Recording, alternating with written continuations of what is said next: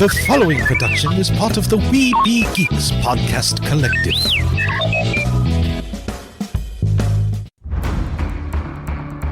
From days long ago, from uncharted regions of the universe, comes a legend.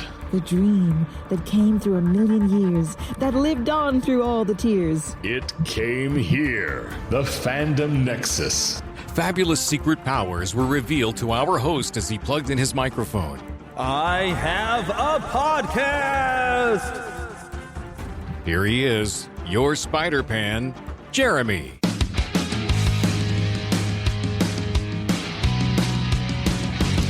Did you miss me? I know, it's been like 3 weeks. We haven't been able to do a show, but I've got good reason for that. It's just, I've been kind of dealing with some stuff in my life, and if I'm not in the right mental place, I'm not going to be able to create a good show. And so that's kind of where that goes. And I'm not going to get into it here. I've thought about on my my Instagram and TikTok going into why I am trying to not to be a rage baiter. Although you can get popular real fast being a rage baiter on YouTube and on everything to say, this is what's horrible about this movie, and rah, or this is what's horrible about this, rah, let's all be mad together. I don't like I end up watching some of that, but I don't want that to be what this show is. It's not supposed to be about what's wrong with a lot of things. It's supposed to be fun. So if it's not fun, we don't talk about it. But we're going to have fun today because, hey, Lost Boy Phil's with us today. Hey, did you say you're on your tic-tac? Yeah, my tic-tac-toe. Yep. We're going to have some fun today. We're basically playing catch-up with a lot of celebrity deaths in July. We had San Diego Comic-Con and a lot of different kind of news and things popped up. Also, Cobra Kai Season 6, Part 1. So I am prepared to discuss that. I don't know if you've got a chance to watch it. I have, actually. Okay, cool. So we can talk that. I forgot it was only Part 1. Yeah, it's only Part 1. I think it like that? And I was like, oh, that's right. There's going to be another part. Yeah, and you are really quiet, but I can't, blend you anymore with like the. Is that I think the music out there. I don't know. I'm going to turn your volume up a little bit there. Okay, I'll try to talk better into it anyway. Yeah, bring it up a little closer. There we go. We want to be able to hear you because you're going to be you are the same volume as any sound that my computer makes. Unfortunately, I wish I could separate you. Sorry. But when we get to where we're in the same play, and that's something I want to let everybody know. We are one step closer. If you enjoyed us doing the Batman thing, we're one step closer to being able to do going to be a separate podcast and even a separate YouTube thing where I have to watch movies that I ain't never seen before, but also one where we're just going to commentate on movies we are familiar with, and hopefully you are too. That way you don't mind us talking over it, but you might think it's fun. And I took my lapel mic off. I forgot I was going to let y'all hear what this lapel mic sounds like because you get so used to hearing my groovy voice sounding through this thing. That's right. My RE20. Groovy, the lapel mic does not sound this good at all. I will warn you now. But it'll be fun. It will be fun. We are one step closer to making that a reality. I gotta order another mic set, and then we will. I mean, we got a bunch of different movies. He still wants me to watch Old Yeller. I had hoped that we could sit around and be able to watch Field of Dreams while it was still baseball season. I think we're running out of time. That's a great movie, man. Mm-hmm. Listen, I watch too much stuff, honestly, but I love movies, and some movies are better than others, in my opinion. But my opinion is always right, in my opinion. No, but some movies are really great classics, and others are good, but not necessarily classics, in my opinion. But the great thing about this is we'll watch just about anything. Some movies are a little too, I call ornery, and I don't always agree with the orneriness, but we're going to try to do mostly fun and mostly peaceful things. And by that, I mean not going to get into all the vulgarity that some things have. Well, I'm known for doing a clean, family-friendly podcast, and I don't expect this one to be any different. Yes, that's right. Although there will be some movies with some language in it, but you're not going to hear the movie. You're going to just hear us. So we want you to watch along with us as we watch. But that even also opens it up. If we want to, we could watch like Rambo, because the language and stuff is not going to come through the podcast unless we're cussing, and we don't. No. So there we go. So, fooled you. Okay, there's an inside joke, y'all. For Tremors, when it was adapted for television, and the guy and Kevin Bacon going, fooled you. Fooled you. So, yeah. That's right. Oh, yes. So, of course, the general kind of things, and I'm going to switch camera back to me. I was looking at you, and you're not doing anything. I'm that's all right. Not yet. But we have what have you been watching? And, of course, we mentioned we're going to talk about Cobra Kai later. But outside of Cobra Kai, kind of some fun thing I've been watching.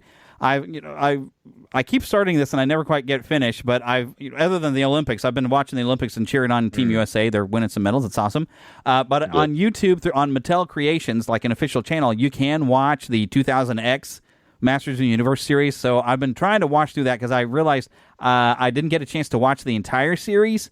So I'm trying to watch all of that. I'm still in the middle of season 1 and season 2. You get to the Snake Men, which is now the Snake Men. They're starting to get some toys of the Snake Men out, and even some sort of a snake layer or something. I didn't follow this very well, but I guess they might have done through a vote of some sort that they're going to make a snake layer or whatever. They decided at San Diego Comic-Con to release the images of this snake layer, and some people were like, well, hey, cool, that's something I don't think we've really had before, and other people were like, I still kind of want the Fright Zone, and so I'm sure we'll get a Fright Zone at some point. I had the Fright Zone when I was young. When I was 10 years old for Christmas, I got Snake Mountain, and I got the Fright Zone, and I got to plus I already had Grayskull, and I got to tell you, man, I had down here where I'm at right now in this basement, I had Eternia everywhere. Except for the main Eternia set. No, because that was expensive. That came out around that time, but there was no way. Now, later on, not even a year later, I went over to a cousin of mine in Wisconsin, and he had that. Ooh. He didn't have everything, but he had that set. And he had, I don't think he even had Grayskull, but he did have that. And boy, oh boy, did we have a good time with that. Yeah. And he had a lot of good He-Man guys I didn't have. He had a few that I did. But boy, did we have a blast. It was like, it almost felt like a roller coaster, that thing. There's no way I'm going to buy that thing that they're bringing out. Like, oh, it's only $500 some. I'm like, no. Yeah. I spent enough buying 7 Aerith figures. I don't even have enough room to place that stuff at. There's no way. And that's one of the things I was concerned. I should get this on camera for those of you who are watching the video. But because you ordered us both, and thank you very much. Too Bad. No problem. The new Too Bad, which comes in a really cool package, and I have not taken this thing out the box, although I watched Pixel Dan take his out, and they do have it set where you could take them out and yet put them back nicely into the box. Yes. And it's such a nice display there, though, that I was worried, where am I going to fit this? Because I still have designs on the Adam and Cringer set I must have.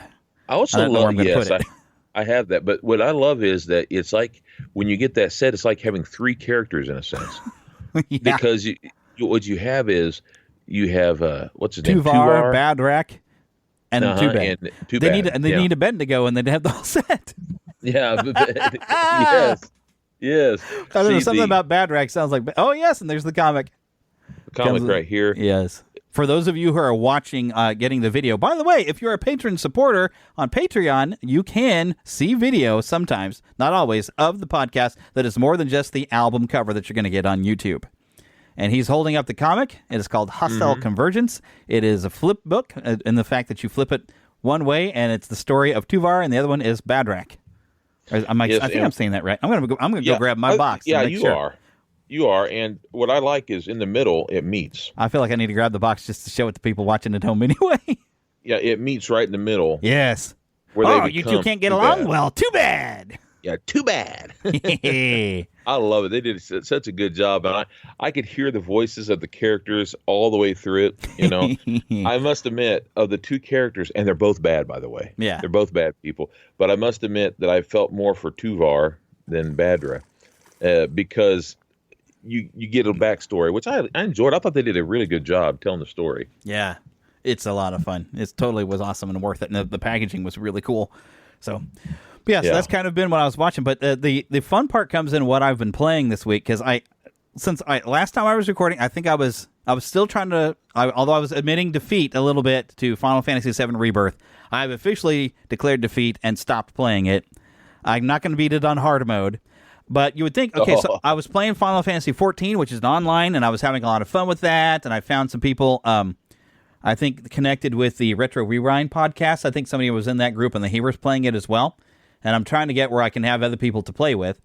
But what happened is I finished playing with 7, and I decided I want to play Final Fantasy XVI, which is the one that came out last year. having a I lot didn't know of they fun had with that one. many. Oh yeah, this has been going on since the old Nintendo. This series. I knew they'd been around for a long time. Oh yeah, but oh yeah. I lost track. I never got deep into it. I only played a little bit with you. That was about it. But I didn't know. Yeah, you played a little bit of that the they had 7 gone remake. backwards. Yeah, Mhm. and I think I've enjoyed it more as it's gotten more to the action RPG style, where you have a little bit more control of the combat. Because I was more of a fan of like Legend of Zelda than having my characters all lined up and then we take turns. But you know, the original Final Fantasy VII back in '97, they did try to put like a timed event, so it wasn't necessarily turn based, but it was still menu commands. I have enjoyed playing the original game though. Especially, I came back and replayed it. You know, it's like the first time. I think I've told this story many times. I'm an Aerith fan, and in the original game, I had it spoiled for me from a magazine of what was going to happen to her. Which I won't spoil it for you because maybe you don't know. Yeah, y'all know. And so I stopped playing because I was like, oh, I don't like that. And so I stopped playing and I went on to something else, probably Resident Evil, because I played a lot of that. But, you know, the remake was coming, and I got excited. It's like, oh, man, you know, this is another chance to play it. And I played the demo, so, oh, this is more of an action-oriented. I love the combat system. But so I've come back to start playing again. So since then, I've played 15, enjoyed 15. But I've been playing 16 here lately, and really been having a good time with it. The story, though, is very complicated because you got some political intrigue going on, and there's something horrible beneath the surface of everything that you don't quite understand what's going on, but it is definitely having an effect on your adventure. And I've been having a grand time playing with that one, and it's definitely a lot more action-focused. And they even give you an option to, you know, if you don't want to make your attack complicated, because you can get like different styles, like you go to like a stone or lightning or a fire style at this point where I'm at, and a wind style. And if you don't want to have to deal with changing that up, you can just hit your attack button. Oh, we're still looking at you. I just realized I should switch the camera to me while I'm talking. Hi. I'm controlling the cameras manually for those of you who are listening to audio and you're missing out. But in order to save you the time of the complicated of trying to do some of the specialty moves, you can set yourself up for just story-focused mode, and you can just have one attack button. And I've done that just to say, because I'm 47 years old, and I don't do these things as well as these 10-year-olds do anymore, okay? Although a 10-year-old probably shouldn't be playing this because, wow, this is the first Final Fantasy I've played that has this many F-bombs. Holy cow. Oh, really? I think they were trying to compete with this was being developed at the time of Game of Thrones, so they thought, oh, it's a fantasy medieval setting, and everybody's cussing. There is some, not full nudity, but there is some stuff like, oh, this person's naked. Because there's implications that people are doing things. But I am having fun with it, and it's nice to be able to do through the combat and how many spectacular moves I can pull off. And I can do the moves still manually if I like, oh, I want to do this. Although I am finding that I want to do one of my fire moves, and I hit just a single button to do one of the fire moves, and it has switched me over to a different magic, and it throws me off. The one thing, like when I'm doing these spectacular things, and I'm kind of glad to hit just the one button, and this maybe because I am 47 years old, is it happens at a very fast and frenetic pace, and you've got visual effects that are going on like all over the screen half the time of fire or electricity, something flying around all over the screen that like I lose track of what's happening if I'm in a badly lit area of the game, and there's a lot of them where you're in the dark, and the only thing I'm really seeing is my flames and a little bit of my character. So that would be like the only critique. It's hard to follow, but I appreciate them giving me, I can control an entire battle with one button if that's what I need to. If I can't tell what I'm doing, I can just keep doing that, and it'll time and take care of things, and even help me block if I can't see something. So I will give that credit for that. But yeah, I'm 47 years old. I don't play games as well as I used to, or as well as some 10-year-old does, who a 10-year-old should not be playing this game, though. Anyways, yeah, Phil, you were talking about magic. So you're talking about the magic. Is this like the kind of like a card game where you just collect this spell and that spell, or is this the kind this where is you a video have game. That power? Oh, okay. Yeah, this is a video game. I was just curious because I even know some video games are like that where you have this spell and that spell, and you don't get to actually just do whatever. Well, they even did that with some of the old X-Men games. Yeah, this is actually kind of unique the way they've set up how magic works in this world, because every Final Fantasy game of the mainline games is in a different world. There's just a few things that'll be in common, like chocobos and summoning certain entities to fight battles for you. In 16, these entities that you summon are now called icons, but you don't summon them. There are certain people who are those. They turn into like the giant dragon or the giant stone, or stone giant or whatever, or the ice woman, you turn into it. But how things work in this is There's another frequent thing in Final Fantasy is there's crystals. Even Final Fantasy VII has materia, which is kind of like the crystals that you would find in other games. And the crystals usually have some sort of magical properties from the planet or whatever.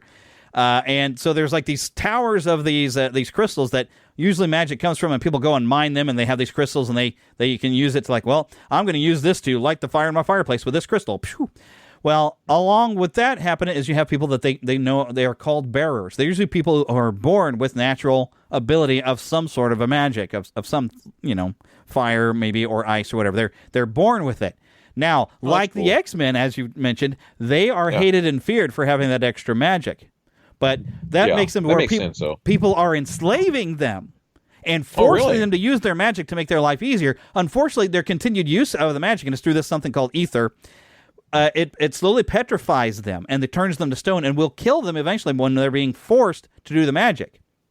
You must have mentioned that part to me before, because that sounds very familiar. I never even really played it. I've never talked to you about this game. No, well, never mind. I've talked to Heather about it, but it's this very, very interesting dynamic. So you have this going where your main character is actually trying to set these people free, and they get this tattoo branded on their face to say, well, you're a slave now. You're not only a bearer, but you're a branded. And there's even at one point you come across this mother and child walks into a bar or restaurant or an inn, and these other two, I hear congratulations are in order, and the mother says, don't bother. I gave that child away. It turned out to be a bearer, and I handed it away to the Grand Marshal.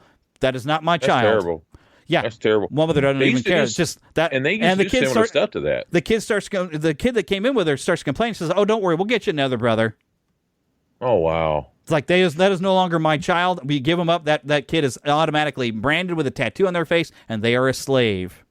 They used to do things similar to that. If a slave, I'm talking about back in the days of Southern and all that, they used to, if a slave tried to run away and get caught, they would brand them right in the face sometimes. It's terrible. It's terrible. Yeah. So you're playing as a character who's right now trying to set them free. But the creepy thing is some of them don't want to be set free. It's like, if I run, it's just going to be worse for you. And it's like, no, we have an entire hideout. Terrified, yeah. Yeah, they're kind of afraid. Kind of makes sense, though. You have that going on. You have all these different kingdoms that are all vying for power, including your character's mother, who is a horrible, horrible person. She's doing all these manipulations to gain power. And then underneath it, there's something called Ultima that is, I don't know what but this seems like the big prime villain. Don't know exactly what all this thing's up to, but it's going to be nasty when I get to the end of this. But yeah, I'm enjoying it. It's unique, confusing. Story. Yeah. Final Fantasy's always had good stories. Besides the playing wrestling, which I do, and I'm waiting for for Seth to come over. We're going to play SummerSlam still, and got that all set up. But besides that, I'm also just started playing a game. I play little side games on my phone. On my phone. I started playing this thing called Stickman Archery or something like that, and it's kind of fun because I'm not the best archer or anything. But it's a lot of fun because basically it's you versus some other person who's online, and they shoot at you, you shoot at them, and go back and forth, so you kill one another. And it's a lot of fun. And in fact, you can earn points or whatever, even buy points. But there's different outfits you can buy, like a Wolverine and a Deadpool if you want to. And but so far I'm just wearing glasses. Eventually, I want to earn up to where you can wear like a Uncle Sam's hat. You can get different beards and things to make, because otherwise you look just like a stick man, like a black head and a black thin body, like what you used to draw on your comic books. That's what it reminded me of. That's what got my attention. I was thinking of you because that's what it looked almost identical, except it has almost like remember the toilet man has like his eyes, big round eyes, and that's basically what it reminded me of. I was like, hey, it reminds me of you. So I started playing, and it's a lot of fun. I gotta admit, it's not just regular arrows. You have those, but you have arrows that can basically torches, and you can set them on fire. You have some that look like cactuses, and you and when they go out, they poke them, and it breaks into pieces and hits them. And then there's some that are it shoots and it brings the big old lasers down from above. But it can be hard because there's like pterodactyls that are in between you. You can hit them by accident, or these little robot things. So it's a lot of fun. So look that up, Stickman Archery or whatever it is. I wonder if it's connected. There was a game, I think it's only on PC, but his comedy thing is Harvey Stickman. And he's supposed to be he's supposed to be like a secret agent thing, and you make choices, and the choices don't make any sense, but only one of them is the right one that won't get him killed. So, but it's it's complete comedy, and I wonder if it might be some of the same makers. It is humorous. Yeah. I'll say that it probably is. It's very funny, and what I like is you can send like little animations to be going like you can't get me, and then other things like crying like oh, and also so like whoops and stuff like that, and so it's pretty funny, and you can get a whole bunch of different types of new bows and things like that you can buy. So I don't always like playing with other people. I don't like playing with strangers. I prefer to play with people I know. I may be wrong, but you can, I think, probably take on the computer. But what I like is it's fun because you don't know them. I need to be able to sometimes when I'm in the middle of an online game like that, I don't feel like I can step away because if I'm doing something on my phone, I'm just passing time. And I'm like, if I'm playing something online, I need to be able to walk away and stop the game. Like, oh, if I'm playing solitaire by myself, I can stop where I'm at and I can pick it up later. But there's a ways to play my solitaire game I could play versus other people. But I'm like, well, what if I start playing it, but then I have to get up and go to where I'm going? But it's like 5 minutes tops, and then you go to another one and another one. So it's really can happen in 5 minutes. Yeah, it is fun, man. I've lost a few, but I've won quite a few too. I'm starting to get better at my aiming. But man, when they've got those pterodactyls in the middle, I've hit so many pterodactyls. Get out of the way, you stupid pterodactyls! They give you points for doing pterodactyls. That you use those points to get some of your stuff later, maybe. Oh, I like the fire one, and then there's a big bomb one too that I bought. I won, but eventually use those points to buy whatever. And I got the bomb thing, and you blow the dude off his feet, and he comes back. And basically, you start with 60 points, and then minus 25, whatever, if you hit him, and all this stuff till finally whoever is down to 0, they lose. You're 0. You lose. You are 0. You lose. It's fun. It's fun because I finally found out how to put us both on camera at the same time. I hit the right button in a way that works. Anyway, sorry, sidetrack. But I'm going to go ahead and jump us over to news so we can kind of get the show rolling.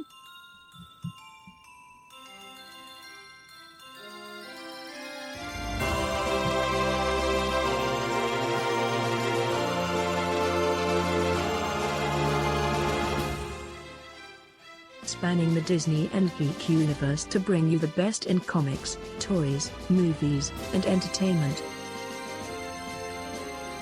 This is news from around Neverland. Now, one thing I am missing from my news here, and I forgot I'll grab some labels, but Philip, I don't know if I've ever had you watch this fan film. It's The Fall of Grayskull.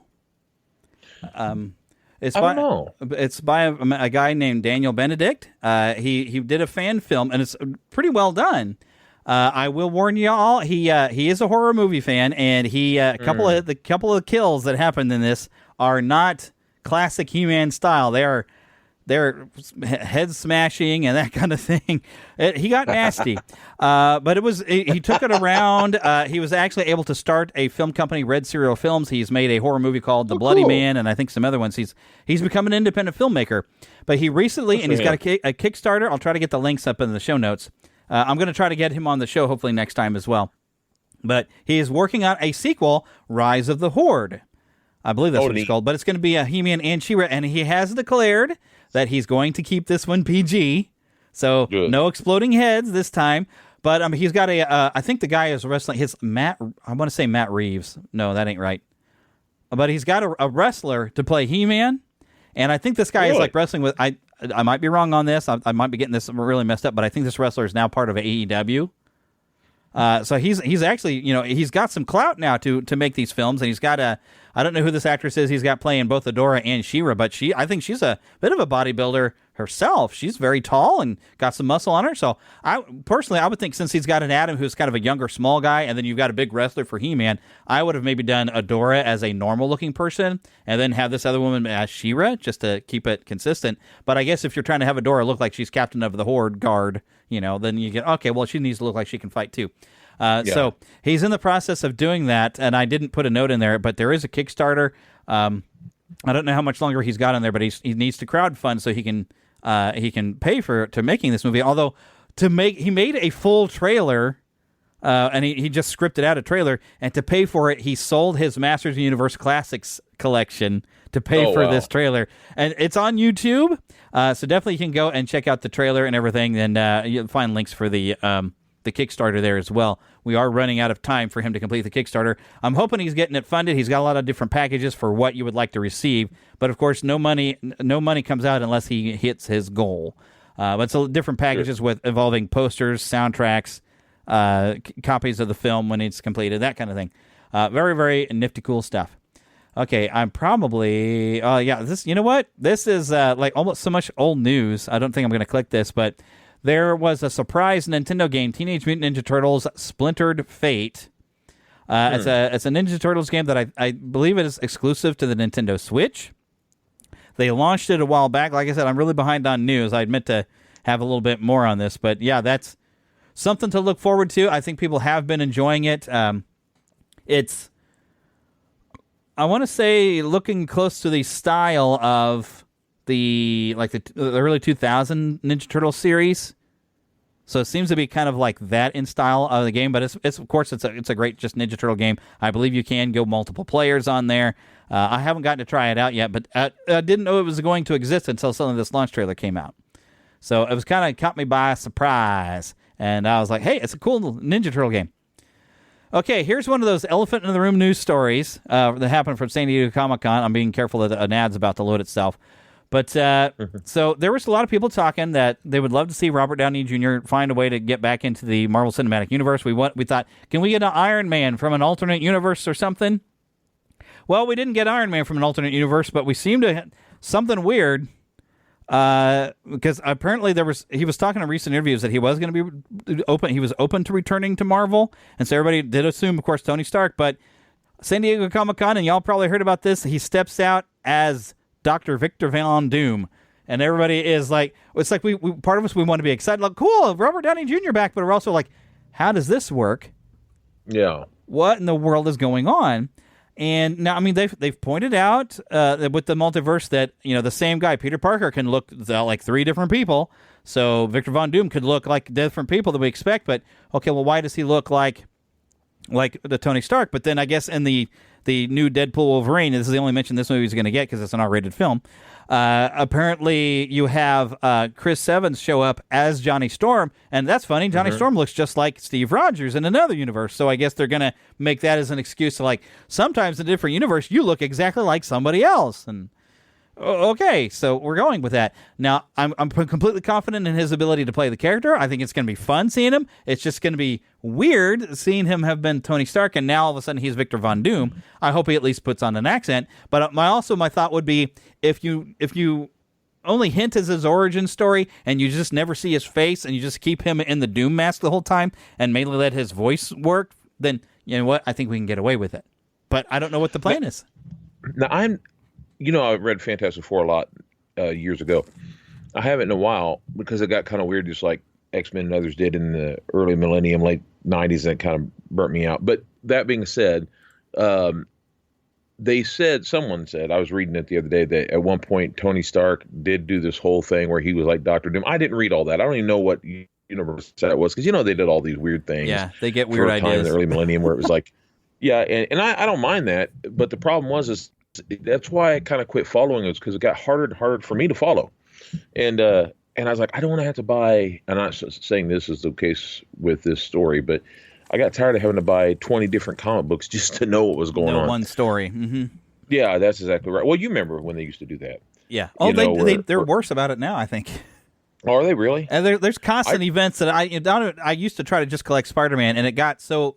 The Spider-Verse thing got so weird and complicated. I was like, you know what? I can't keep up. There's like multiple Spider-Mans, and sometimes they're all crossing over into the same universe, and that's why I'm a little skeptical about if I was going to enjoy these animated movies. But I have enjoyed them. But yeah, I have too. And it's okay for a movie, but trying to follow that in a comic gets to where, like, I'm sorry, can I just follow the adventures of Peter Parker, the Spider-Man I grew up reading? Please and thank you. Yeah, well, I remember with Green Lantern, they at one point in DC, you had to buy every single comic book, not just Green Lantern, every single comic book in the doggone, 52 of them.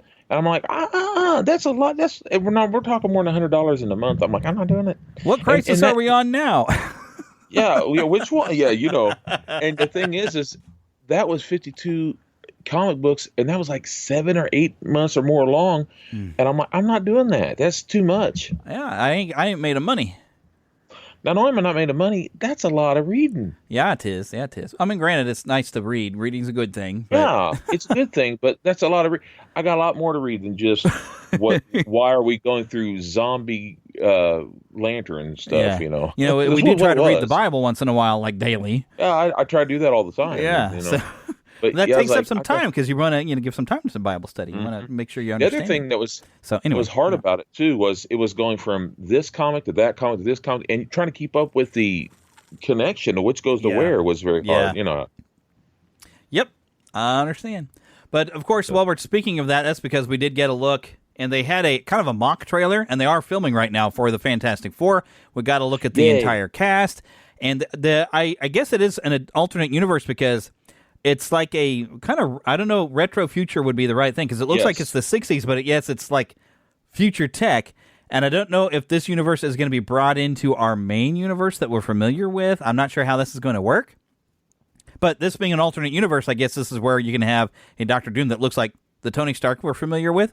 So I'm curious to how this is going to get blended in, but I don't think there's any other way you could really do the Fantastic Four, but doing a weird 1960s fun vision for it, that'll be fun. That seems to work for me. That's perfect. It's still not the.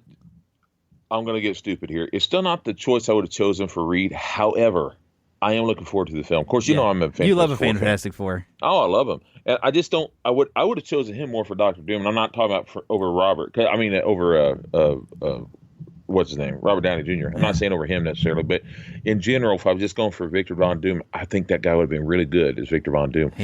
Well, he's a pretty good actor, and he does pretty good with voice. And like the Mandalorian, he's really just using his voice. I mean, he's really good at being a villain type dude. But that being said, I'm willing to give him a chance. Yeah, I wanted John Krasinski. I kind of liked it. I was so excited in that Doctor Strange movie when he popped up. Yeah, he's tall. Yeah, he'd have been great. Olive oil. He's tall, good looking. He's got money and respect, and he's tall. That's true. And I did see some people who were trying to complain that the subtitle is First Steps. And they're like, why? Well, we got to reboot it. So, well, they can't call it Fantastic Four. We've got two movies already called Fantastic Four. They needed to put a subtitle, and this is the first steps into something, into another bit of the multiverse. It makes sense to me. And there could very well be a second. I don't think Second Steps would be called, but they could have 4. I kept thinking that they should have 4 different films in a series of Fantastic Four, and they could do. But no, they've never gotten to that. Yeah. So. Well, we're building our way to the Secret Wars this time, so yeah. I'm looking forward to it. Looking forward to it. And here's our cast list. Of course, Pedro Pascal, Vanessa Kirby as Susan Storm. We got Joseph Quinn, and then Eben Moss Bachrach as Ben Grimm. That? Oh, Bachrach. I mean, yeah. Eben Moss Bachrach, which I wasn't really familiar with these other actors. Of course, Pedro. We know Pedro. And Michael Giacchino is going to be composing the score for it, which, considering what he did for The Incredibles, the score is going to be, this is going to be an awesome score. Because it's got a 60-ish, yes, 60-ish sound, That's kind of fitting. I'm excited about that, to hear what Michael Giacchino does with Fantastic Four. And the next thing, of course, San Diego Comic-Con had a little bit of surprise when Harrison Ford came out to say that he is playing good old General Thunderbolt Ross. I almost said Thunderbutt. Thunderbolt Ross. And I wonder if he motion captured for Red Hulk as well. I don't know. I bet. But they're saying Anthony Mackie said that this is the Captain America is more cerebral and not such a muscle bound guy because he's not Steve Rogers. And we did get I think I even got some audio of the trailer that we talked about last episode with Eric, all the different fun stuff. And we've even, like the Avengers, I think we've even got a new direction because they're not doing King the Conqueror. We're getting a Doomsday and a Secret Wars. So Dr. Doom's going to factor in very highly as a villain. And we've gotten to see in this that Giancarlo Esposito is playing a villain. And they have said what character he is from the Captain America universe. But I'm not that familiar with the Captain America universe to know who that is, and I forgot the name. I'm trying to scan through it, and I'm not finding it. Giancarlo Esposito as a mysterious villain, it says here. But, we've got Shira Haas as Sabra, I don't know. Yes. We've got Danny Ramirez as the new Falcon. I don't remember anybody else being a Falcon. I don't know anything about that. and Carl Yeah. Lumbly as Isaiah Bradley, and Philip's on his phone looking up. Well, Looking when up it was, the Human Torch, I bet. Liv Tyler is it's- coming back as Betty Ross, but here's the big one: Tim Blake Nelson as the leader. He's back. He finally get him to be the leader, but I wanted him to premiere fighting the Hulk in another Hulk movie, but it looks like too. that will never happen. Probably not, which is stupid because they could have. Well, not with the Universal. They didn't want to play ball. Yeah, that's right. Doggone you guys, Universal. Play ball like Sony. Joseph Quinn from Stranger Things is playing Johnny Storm. There we go. Human Torch. The name I He's mentioned, been- which... Yeah, he's been on several things, but I don't really watch Stranger Things, so I don't know him. So you wouldn't It's not know my- who that is in Stranger Things. I don't know who that is in Stranger Things he's, either. He's so. a long-haired, hippie-looking dude on Stranger Things, but pretty popular on there. He's been on okay. a few things. He was probably Yeah, the guy that played- was in one season and died.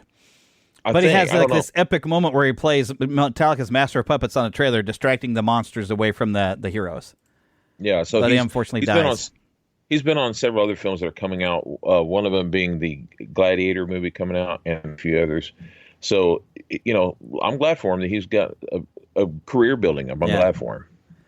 Now, this, of course, Hasbro had, I think, quite a few events and revealed some different new figures that they've got coming out at Comic-Con, including a crossover between G.I. Joe and Transformers that I'm sure we've all wanted. That. Holy cow. And then here's something, Transformers are super, super expensive, Yeah, they are. but this is tempting as well.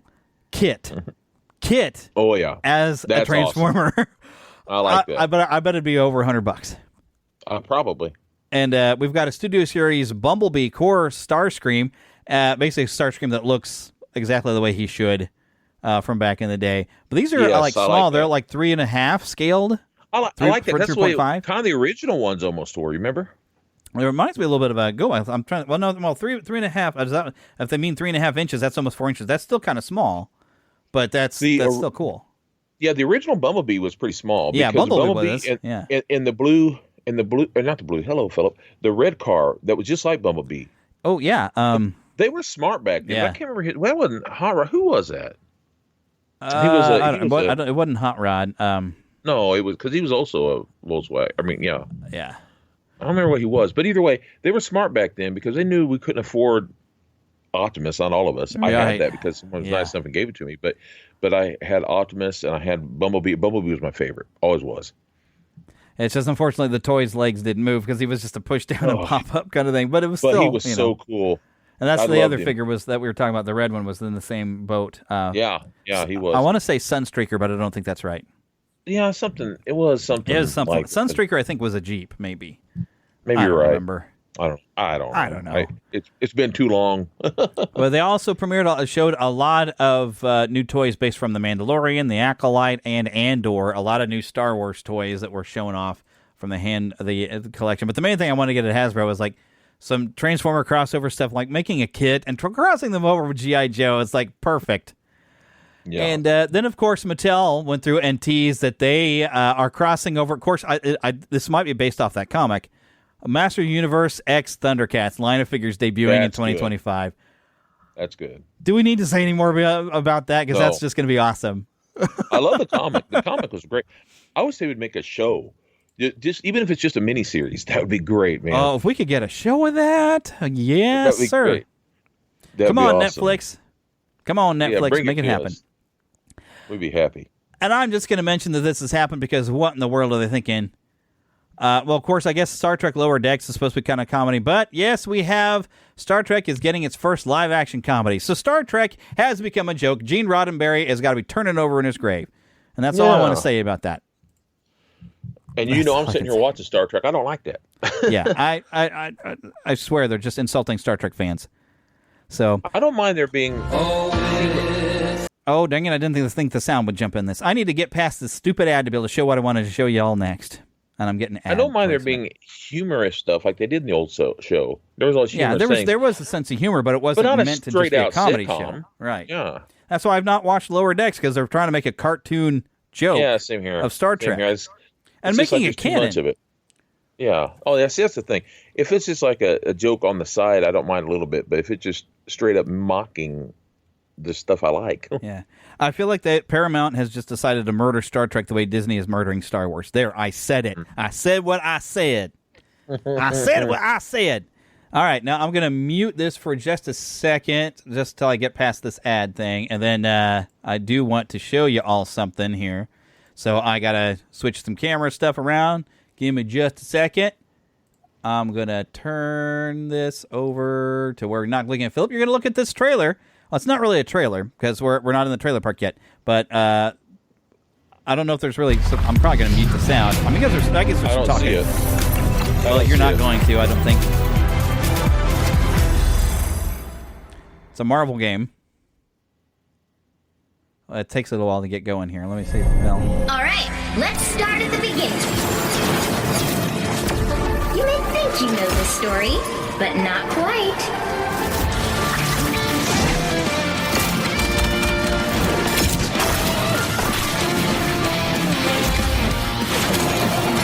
Oh, snarkies. The time stream is flarked. Don't worry, help is on the way. Spider Box, go!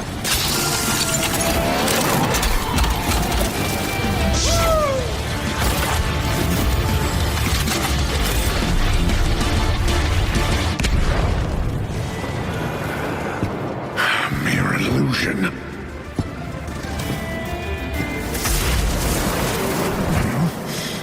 You should have stayed away. Trickster, feel my thunder! The futile struggle, even for gods. In the end, all will kneel before doom.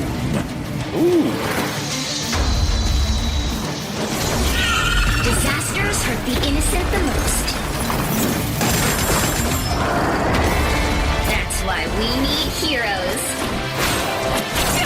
No matter where they're from, or what their mission may be. When warriors cross paths, sparks fly. Coward before child.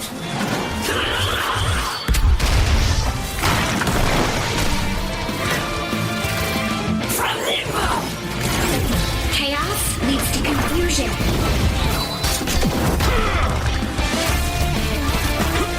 But those who answer the call will choose what's right.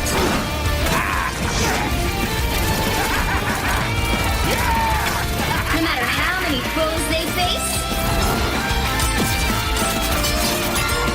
heroes will always rise above.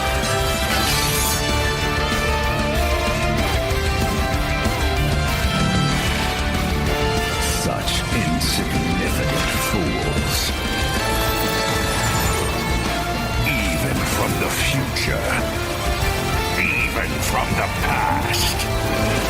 No one rivals doom!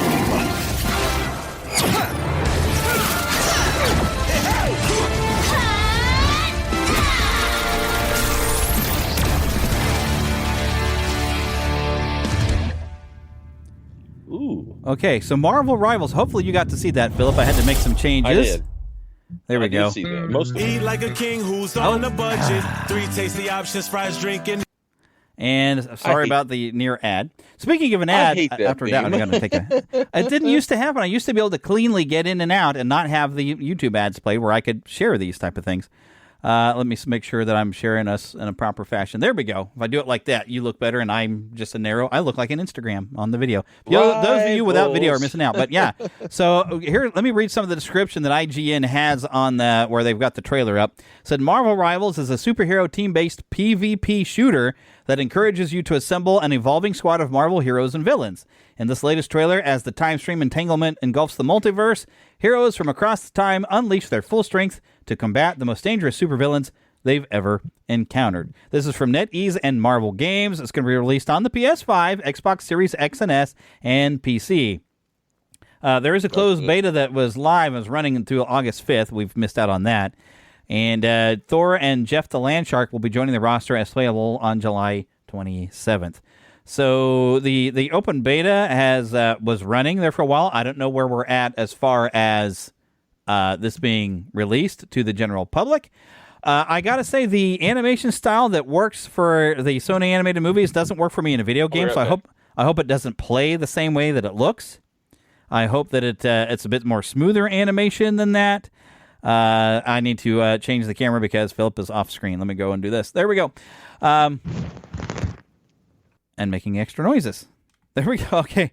So I don't know about the animation style, and I am concerned about this being a shooter when we've got the recent Suicide Squad game that came out. It's like, oh, look, we'll a player versus player multiverse shooter, and we'll use it the Suicide Squad, and it didn't work out so well.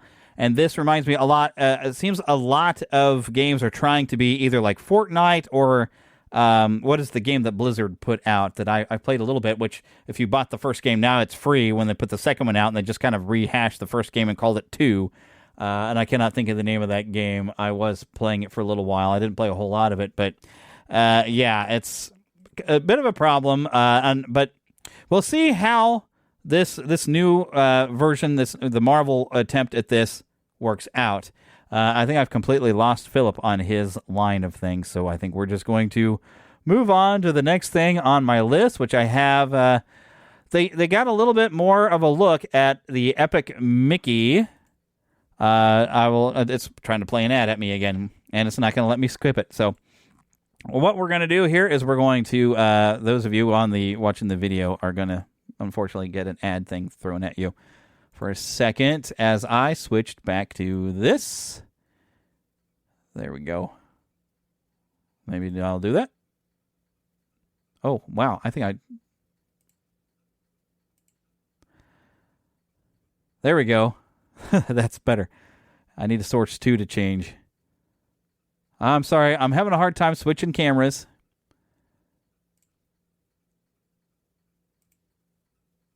There we go. Okay. Wow, it's not letting me look away. All right, here we go.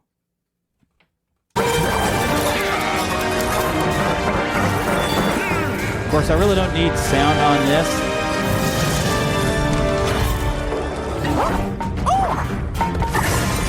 So I'm going to turn the volume down here on YouTube. But basically what you're going to look at is they've decided to show us some gameplay for the Disney Epic Mickey Rebrushed. This was part of a THQ Nordic digital showcase that was held within the last few weeks. Letting us, and there's Philip coming back. So yeah, it's this. So that we're getting a look. Basically, from the look of this, it looks like it's going to play pretty much the same as the original Epic Mickey, which is great. Only maybe a little bit easier to control than it was with the old Wiimote back in the day. I had a hard time working with the Wiimote, and so having an improvement on that one, playing it with dual sticks on a more modern console does have me excited. And as you're seeing, this looks fantastic. There we go. All right, so yeah, so that is coming up. If you pre-order, you can get an exclusive costume pack, which includes the Brave Little Tailor and a Steamboat Willie and a football outfit, which I do want to pre-order just mainly because of the Brave Little Tailor outfit, because that is like my favorite Mickey. Here we go, though. The day so many of you have been waiting for is here. The path to the Quidditch World Cup begins now. Your careers will take you to larger and larger venues as you compete for various championships.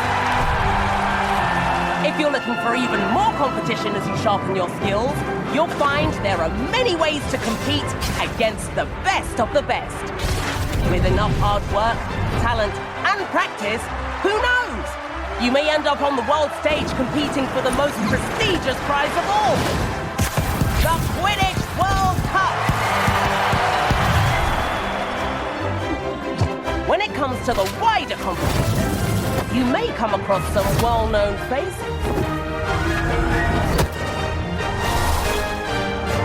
And yes, I know how many of you like to express yourself.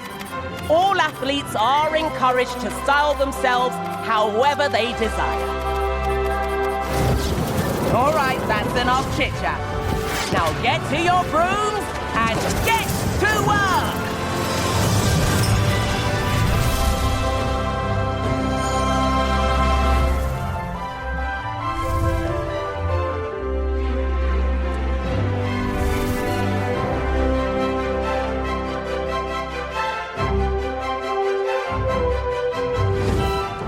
I guess Skype doesn't have a full image up yet. I tried to switch over. There we go.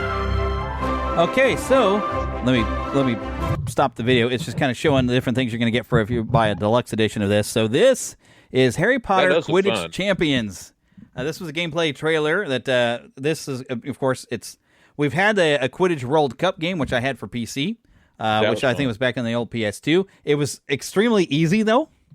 So I'm hoping this is more of a challenge, but you get to finally create your own characters this time.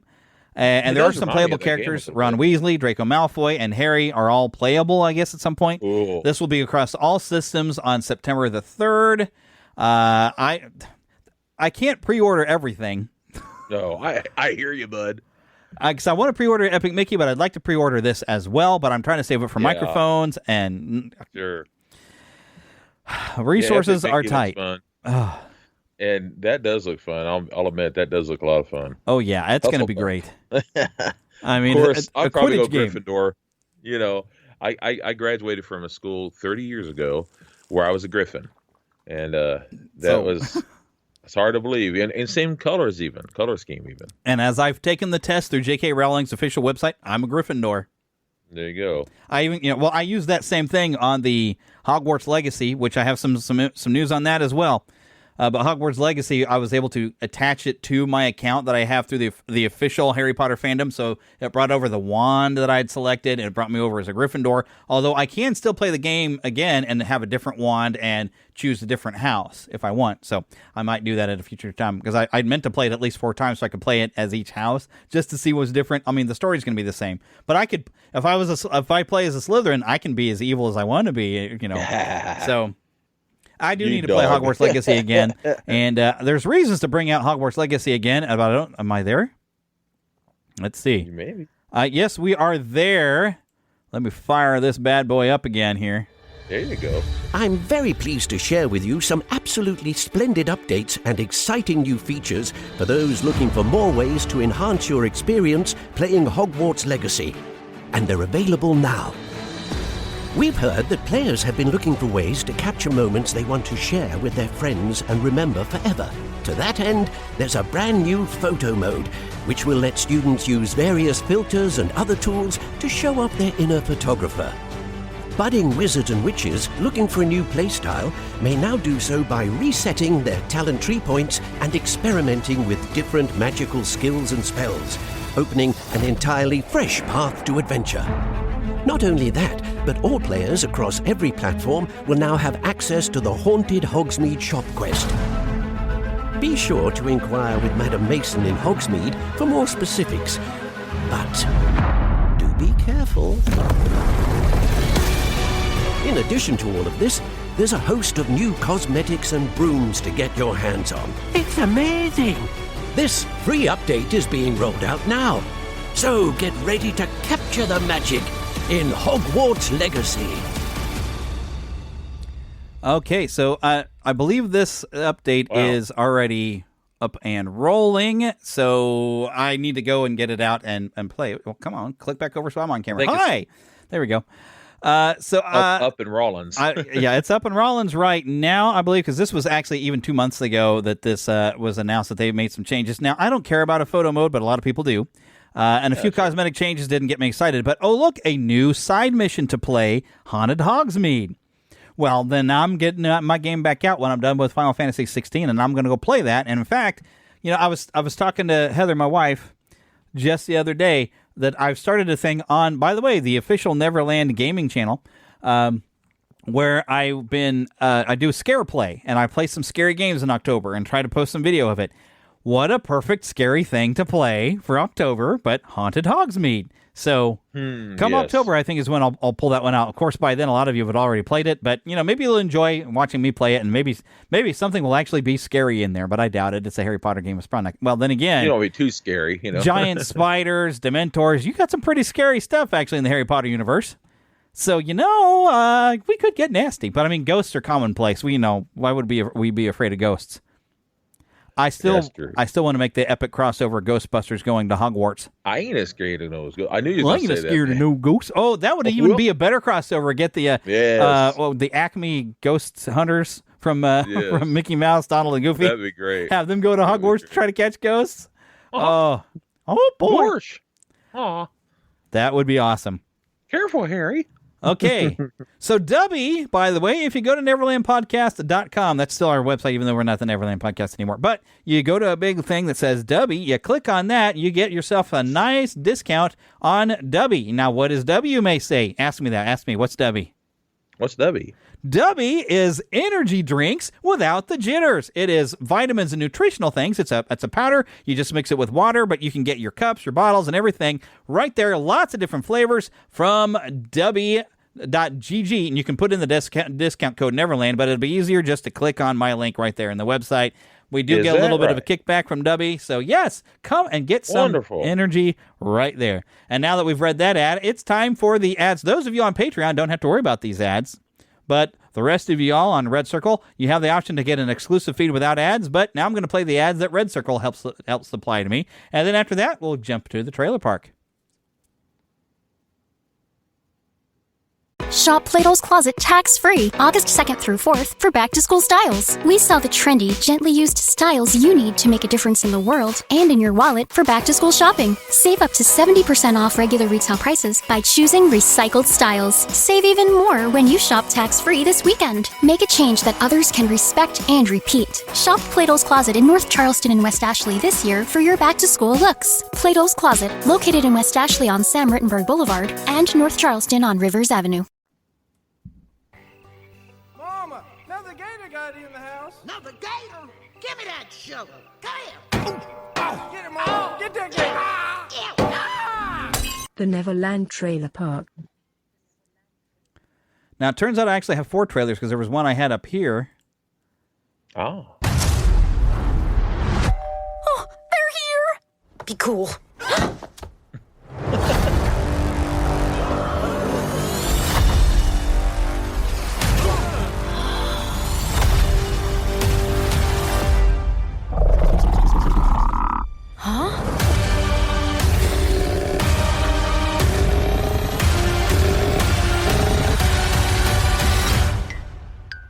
Excellent service, Lawrence.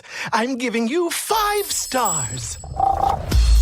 You must be Princess Alien. That's me! So you're having some trouble with your parents? Yeah, they went into the dark forest, and when they came back, they were a little different. How different? Well...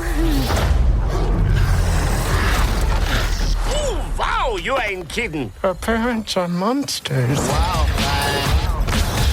I thought you were just being dramatic. Why would I do that? Because you're a teenager. Mom! Wow.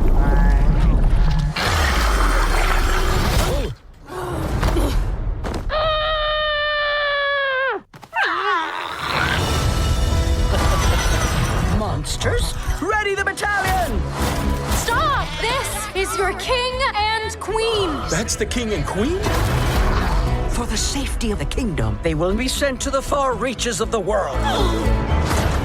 If they don't change back soon, they'll be monsters forever. We have to get them out of here.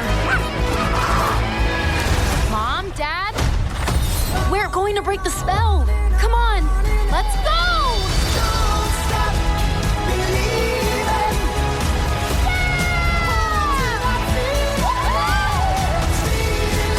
We're gonna make it together.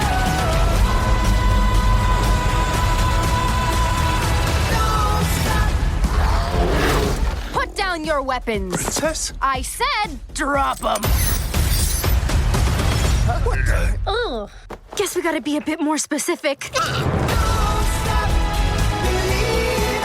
Bad king, bad queen. Hey! Chew away, sire. Dad, put him down.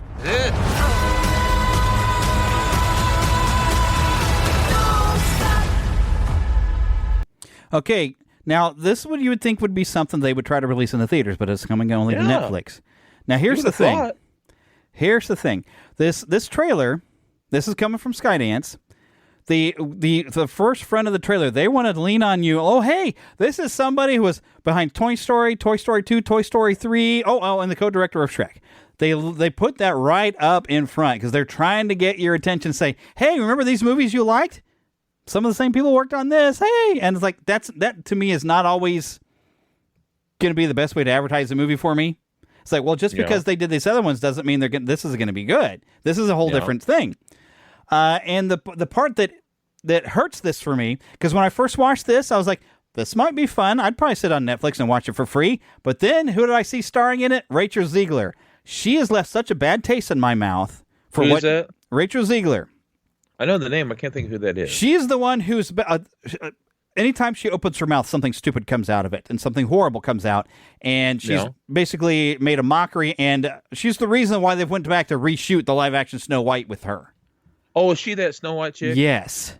Oh, yeah. I don't want to see one of her movies, but however, I did see Javier Bardem, and I do love him. Him voicing something I would watch, but with Rachel Zegler, we're voicing the main character, and the first thing I saw her in that West Side Story, and I thought she was good, but now she has made such a fool of herself that I'm not going to be able to get over hearing her voice, and I'm going to cringe.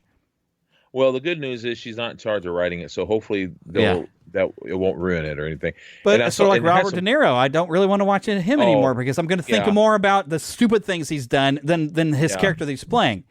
Yeah, he's politically an idiot. However, I mean, by the way, I'm not trying to get political. I'm saying that sometimes people can't seem to let just their talent speak. I want to be able to see your character more than I see you, unless you just happen to be a character type like John Wayne, where he plays that type of character. So we're kind of used to seeing it as John Wayne. But if I'm seeing, like, this is why people who do, like actors who do crimes, they have a hard time keeping them in the movie. And for example, The Flash, we had, what's his name? He had done all this horrible stuff that I couldn't look at him the same way watching that Flash movie. And frankly, the only reason we went to see it because Michael Keaton is Batman again. If you do so much stupid stuff in your real life, we're going to see your stupidity when we see you on screen. We're not going to think about the character. Just the way it is. Robert De Niro is one of the best roles that he played, or I should say role types that he plays is usually a gangster type. Yeah. And so I don't think that'll hurt him as much. Of course, I don't know if he's going to be playing those types, but he could, because he's really good at that. And I don't mean that as an insult to him. I'm saying he's a really good actor. Yeah. But that's why when he was, and I'm saying this in a sense of what he said when he's yelling at people in the groups and he's walking by them in real life, he goes, "You're nothing but gangsters." And I thought, well, isn't that like a compliment? Because that's what you play. Yeah. Anyway. Okay, I think actually I've probably got that trailer accidentally in there twice. I'm going to double check. Okay. Oh, no, I do have some other stuff. Oh, good. So let's hop in here and hope it doesn't throw an ad at me. Okay, good. Let's get that gang back together again.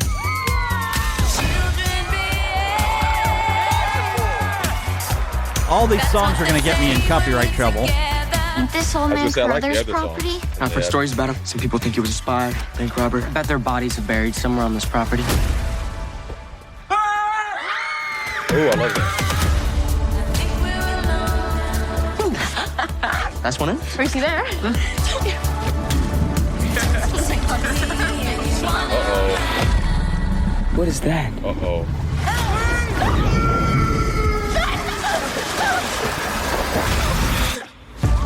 A teenager is recovering today after nearly drowning. Hey, Ben?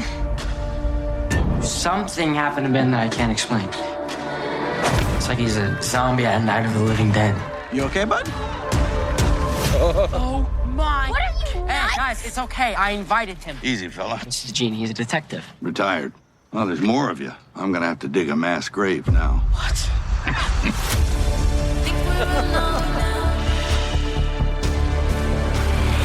Something is out there. If we sit around and do nothing, kids are gonna get hurt, including us. It came after me, man. What came after you?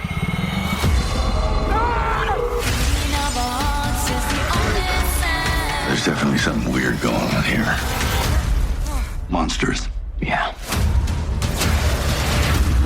You guys ready? Not us. Who? Let's do this.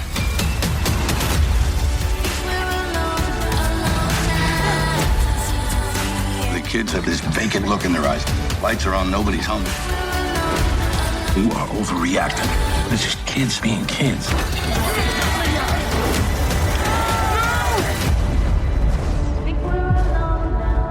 that looks good. Gene. Gene. No, I thought I told you. Gene? Okay, coming October 4th. And I'm going to switch camera over. Oh, I guess we're looking at me now. I'm surprised they didn't bring out in the summertime. That looks like a good movie. You know why you bring out a monster movie in October? Oh, yes. Mm-hmm. All right, let me get a camera over looking back at you again. It looks like Hang on a combination of several things at once, like Jaws. Stranger Things with Mel Gibson is what that is. Yeah, but it had like moments of Jaws with some Christie, with a few other things. I'm like, oh, that looks fun. Yeah. Because it looks like the old-fashioned fun. Yeah, but remember what I was talking about just a bit ago about people doing stupid things that sometimes affect when people go view it? This is Pastime Pictures. Have you ever heard of this company? Mm-mm. Exactly. So Mel Gibson is not getting to do the big productions like he normally would. And I mean, I still love Mel, but boy, that drunken rant and some of his drunken rants really has hurt his career, and a lot of people are going to ignore this because of it. But I like James and I saw him pop up. They're not really putting him up front. But you know, the King of Queens. Yeah, I like him. So having him in there, and this seems to be mainly focused on the kids, but it's basically Stranger Things with Mel Gibson, but that doesn't mean it won't be fun. Oh, it looks like a lot of fun. Because Stranger Things is fun. I love that they're playing baseball, and that kid from... Yes, the catcher from The Sandlot shows up as the umpire. He stands out, man. He still looks the same, except yes, he does. He's awesome. There's a lot of good stuff going with this, and I think I would probably still check this out because Mel Gibson. I think we've had enough time. I think he's in some ways tried to redeem himself a little bit from his drunken rants and some of the stupid things he said. Yeah, he's done pretty good since then. Because it is possible to come back from stuff, right? A lot of the problem that we've had since then is a lot of the woke nonsense, but I think he's gotten away from most of that, hopefully. Yeah, I think he's trying to get himself back on track, and I want to give him the benefit of the doubt, but I just noticed, he's doing an independent small film, really. I mean, this looks like he's probably going to have some effects in there, compared to when he would probably do his starring thing with, say, Universal, 20th Century Fox, or a big studio. It seems like he's had to go to a smaller thing, but I'm hoping, you know what, if he wants to redeem himself, I hope this is a good, fun family movie that people enjoy and gets people to remember that they have enjoyed Mel Gibson in a lot of things, and maybe forgive him for his past mistakes, maybe. Because he's done quite a few. Can't get past stuff. He's done quite a few since then, but most of them are smaller because a lot of times he does his own, which is smart, really. And he kind of has to at this point because a lot of people don't want to work with him anymore. Well, heck, there's people who went against him mainly because, the Passion of the Christ. They're like, you're doing a Jesus movie, and sometimes they turn on you for that. But kind of having a slightly anti-Semitic drunken rant there didn't help him. The other thing is and we'll go right back to this, a lot of times it goes to religious and political stuff where you're like, just because you don't agree with someone doesn't mean you shouldn't be able to work with them. Yeah. I mean, So anyway, I hope he managed to make some comeback, because Mel Gibson has made some great films in the past, and I hope De Niro can make some comeback. Rachel Ziegler didn't build enough clout for herself before she started ruining her career, in my opinion. Yeah, that's a shame. So I don't know that she's gonna, in a lot of people's opinions, that she's gonna come back from that, because people are really not interested in that Snow White movie anymore. Yeah, it's a shame too, because I love Snow White. Yeah, well, I'm not going to get into that because, like I said at the beginning of the show, I don't want to become a rage baiting type of show. But we know that. Yeah. Okay, moving to the next movie on our list. This, of course, is going to be epic.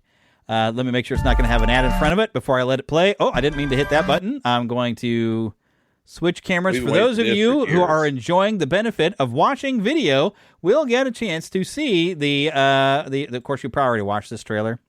But here we go. I'm going to show it to you anyway and say, I'm not going to say it 3 times. I'm only going to say it twice because I don't want him to show up. Beetlejuice, Beetlejuice.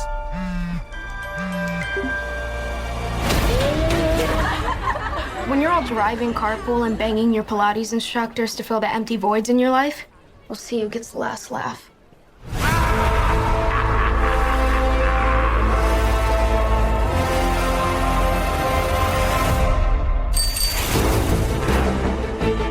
My mom grew up here, that old house on the hill. Wait, the ghost house? Is your mom Lydia Dietz? Unfortunately. She's a legend. The living, the dead. Can they coexist? Now's my chance. Ghosts aren't real. Only gullible people believe that kind of crap. I can't believe I'm doing this. Beetlejuice, Beetlejuice, Beetlejuice. I need you to help me save my daughter. But how do I know that you're going to keep your word? I swear on my dead mother's soul.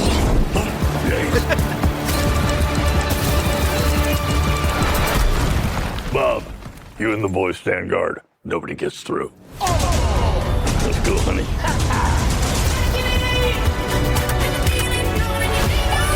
Recognize this puss. Never seen that chick before in my life. Or afterlife.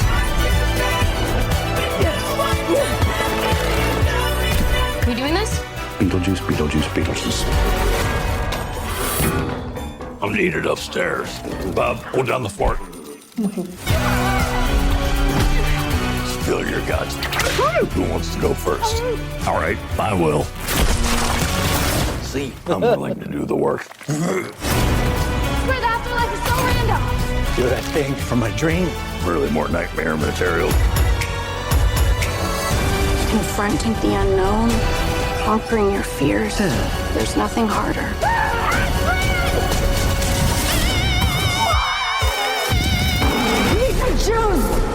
What the f? Thank you all for coming to this special occasion, but right now with like a little privacy.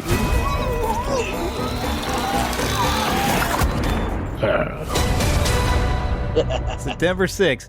And once again, though, mentioning how you can completely ruin your career by doing something bad. The father, of course, is dead because that actor did something bad, very illegal. And so now, of course, they're not bringing him back and they just killed his character off. I wasn't aware. I feel like we've got a theme going on here. I wasn't aware of that. Yeah. Yeah, I can't. I think it involved. Yeah, I don't. Well, this is a family show. I'm not going to say what he did, but it was horrible. Which is unfortunate because he had a lot of great roles from Ferris Bueller to the first Beetlejuice. But because of that, it's like, well, we can't bring him back. So don't do horrible things, and because you ruin your career and you don't get to come back for what looks to be a lot of fun with this. I'm sure you're talking about the role of Howard the Duck in Howard the Duck. Yeah, he was actually pretty good in that too, being a weird thing that he was in Howard the Duck. Yeah. So I cannot think of the actor's name, but that's okay. We're not going to mention him here. I can't think of him right now. I cannot think of it. But anyways, but I don't want to. We're going to move on talking about this movie, so I don't want to dwell on that too far. But this, I find this kind of fun. I'm kind of. It looks like Lydia might have become some sort of online famous person, maybe, with her ability, because I like that they've taken her ability to see ghosts and like, well, here's where that would have progressed her, and to have her daughter not believe a bit of it. Kind of like the Whoopi Goldberg character of Ghost itself. It's right. That was kind of funny. Yeah, so have her like, oh, it turns out she's a medium. Like that kind of makes sense. Yeah. And getting to have somebody else as a villain, like Monica Bellucci from the Matrix films. Her in there with somebody, because as the older she gets, she's still a very beautiful woman, but putting a weird scar thing across her head and having staples in there to try to uglify her, it kind of almost works. But she's still a very beautiful lady. Yeah. So, but we got a lot of different people added in there. It's nice having Catherine O'Hara back again because she cracks me up. She is funny. Yeah. So everything about this just looks like ridiculous fun, and I still laugh every time watching this trailer where Beetlejuice is like, well, I swear on my dead mother's grave, and he crosses himself and it catches fire. Yeah. It's like, yeah, because you really trust him even no matter what he does. When I was a kid, I used to watch, because I loved the movie, and I used to watch that cartoon all the time. I couldn't get into the cartoon because it didn't make sense to me why him and Lydia were getting along. It didn't make any sense, but it was like the closest thing we had to a sequel at the time. So therefore, I watched it all the time. Plus, I loved the style of it. I'm pretty sure it was Deke, but I loved the style of it because it was sort of they had a way of making it kind of like a caricature meets Saturday Morning, literally in that sense. And it didn't look like them, but yet it kind of did, and I loved it. It was the same with Lydia there. It didn't look like her, and yet you knew it was her. Yeah. And I love when they used to do that kind of stuff. Yeah, and it's just weird.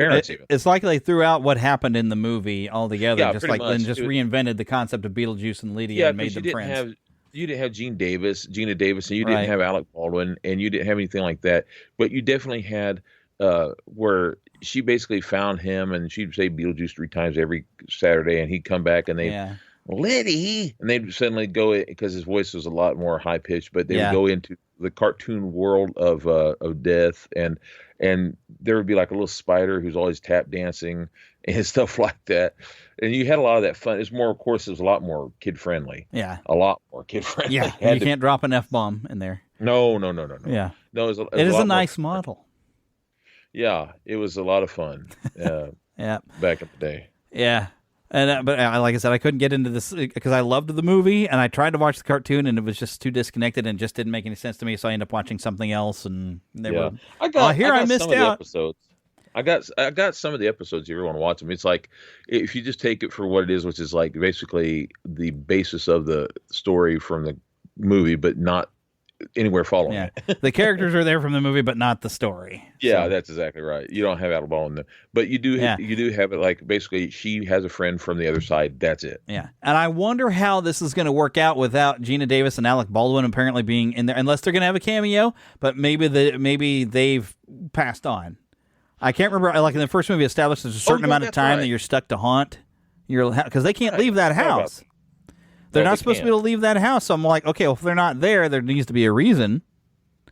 Oh, I'm sure they could find any reason. I'm gonna have to rewatch Beetlejuice. Maybe that'll be some of the movies when we start doing the talking over the movies. We have to watch Beetlejuice before this new one comes out, maybe, so we can. Because I remember there's a certain amount of time that they have to haunt their house before they're allowed to just cross out. So I'm sure they've got a plan. We'll have to see what the deal is with that.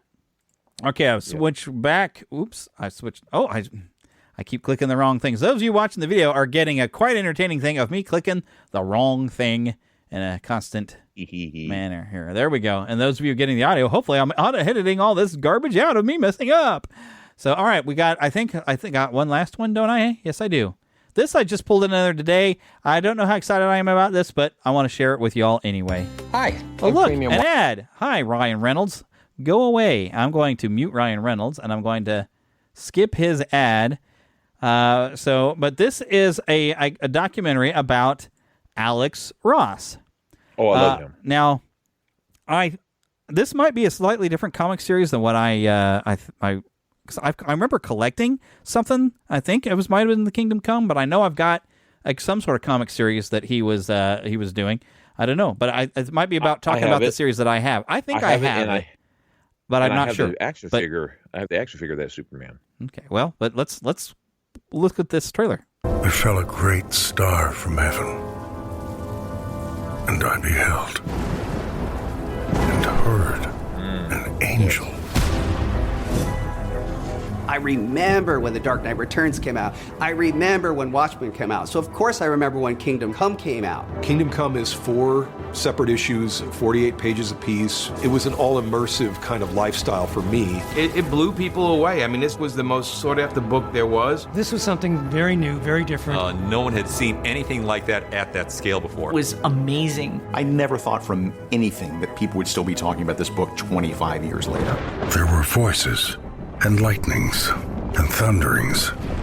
This was my dream. What makes Alex Ross art stand out from the others is his approach to realism. You think of a Superman, you're thinking of the Alex Ross Superman. It almost looked like Renaissance paintings that we were told these were the masters. Alex was taking some of those techniques and applying them to superheroes. 1938, DC released the first issue of Action Comics, the magazine that introduced Superman. It gives you motion, it gives you expression, all on like a little magazine that you can afford. Comic art would abstract the human form in a way that was very inspiring to me as a young person and something I would imitate for my whole life. Wish fulfillment. This is power fantasy. If I just had the abilities to do these things and make the world a better place, I could do it. He makes them look like real live superheroes. They look like Olympian gods.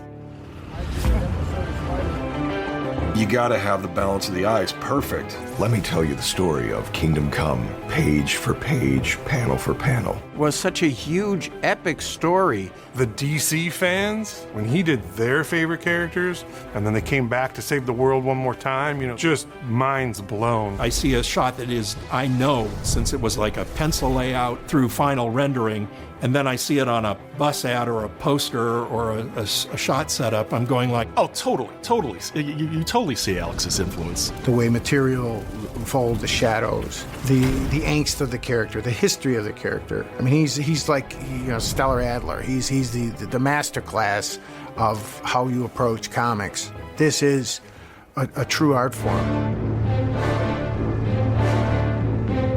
It would weigh on us the way it would be perceived, but I always had this sense of like, oh, I'm making a legend right now.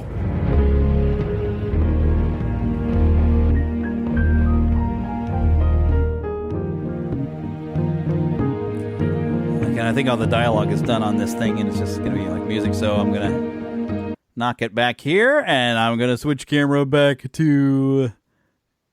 There's Philip again.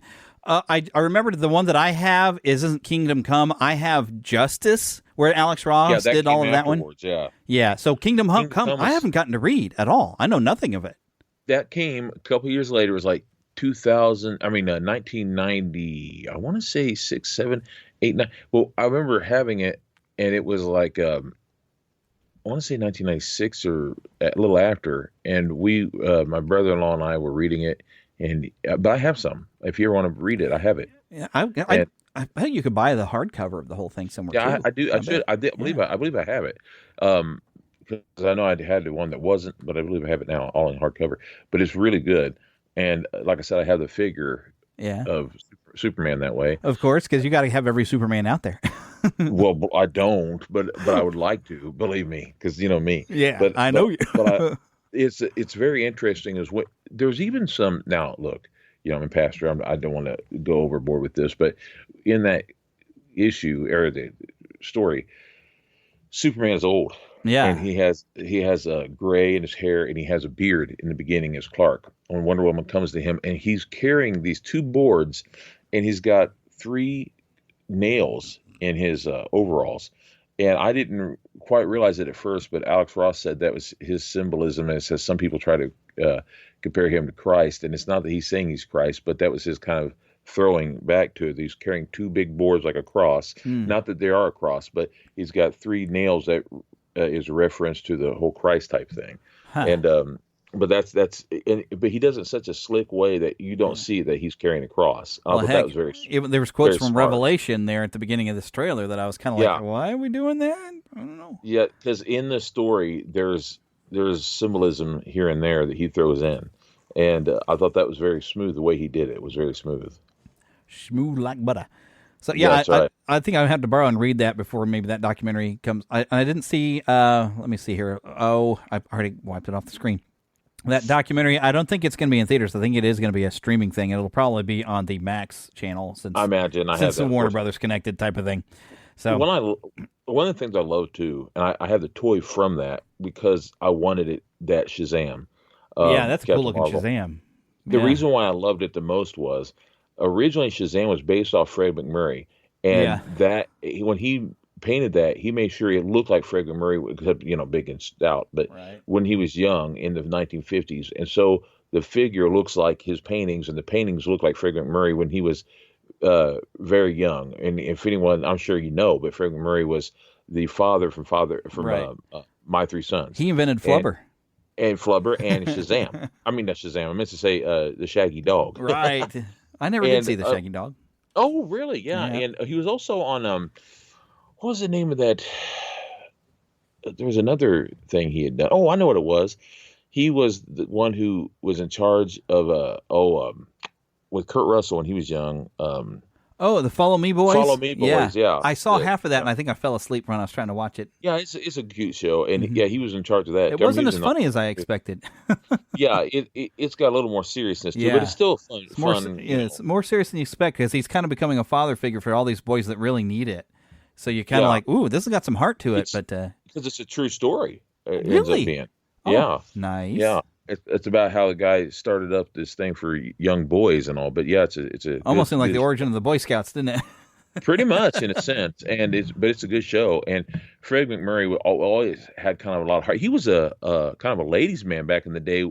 I'm not talking about him personally, but he would play these roles where because he was so handsome. Yeah, and he was tall.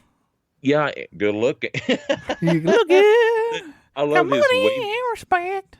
I loved his wavy hair. So a lot of times I would think of him too when I would go to create a man who would have kind of like squinty eyes.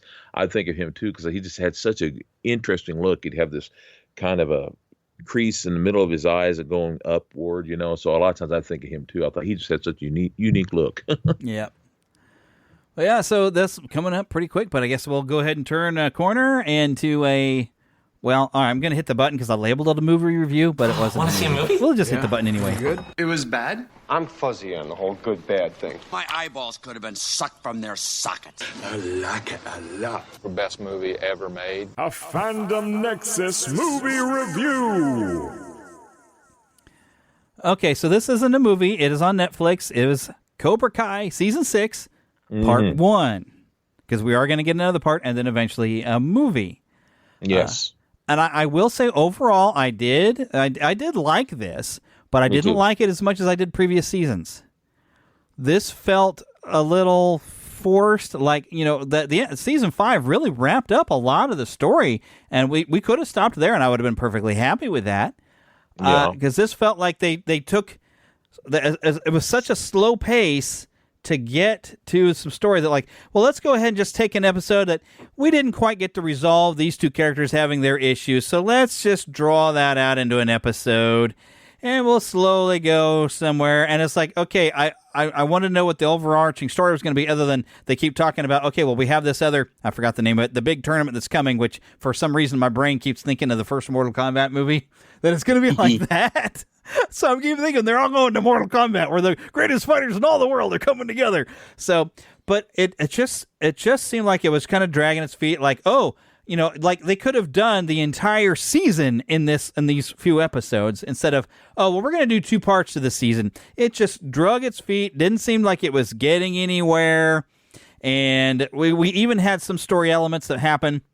And I don't necessarily want to spoil something, but something happens with one of the kids, and it's an embarrassing thing, and he's blaming the wrong kid, and then it's dropped. We never hear about it again. It's like, no, I would expect something to happen, considering the history between these two characters, that it's not going to be, well, maybe part 2, this is finally going to come around. But I imagine it had little bits of storyline that I felt like it could have wrapped up in these episodes, but it got stretched out there. And I never get to be a fan of when we drag out where for no good reason we take a mentor and we ruin their reputation. Yeah. I don't like that either. Well, I was watching these things. I roll my eyes more than on all of the seasons. I roll my eyes a lot. But I also have to remember it's not really for me. It's for preteens. It's for the drama is mostly for kids. And I think, first of all, I love the first movie. And I like the other ones too, but especially the second one. But the first one to me is the best. The other ones are okay, and I like this show. But it's overboard, and it's supposed to be in a sense. But the drama over it's a bit much. But sometimes they go overboard on some stuff, like even the way it ended on this. So it's kind of like, oh, come on. Yeah. But that's just how it is, and I expect it. It's like one step forward, 2 steps back by the end. Yeah, it's almost always that way. It's like eyes are rolling, but it is mostly for, let's say, 12-year-olds and 13-year-olds. It's for people who watch the CW and enjoy the dramedy. Yeah, that's exactly right. And now this is coming from a man who, and I like it still because it helped me at a time when I kind of need something to watch to help me through some emotional stuff. However, I watched a lot of drama, stupid crap, stupid nonsense at a time, and I'm talking about One Tree Phil. One Tree Hill. One Tree Hill, and I call it One Tree Phil because it was drama and it was overboard. It was silly, but I enjoyed it too. And that goes to Smallville stuff too. It was overboard, but that's what it's basically a teenage soap opera. Yeah. In a lot of ways, but there's still a lot of fun in it too. Yeah. I did like how that one character who I can't think of his name right now for some reason, but he made his mohawk into an American flag. That was fun.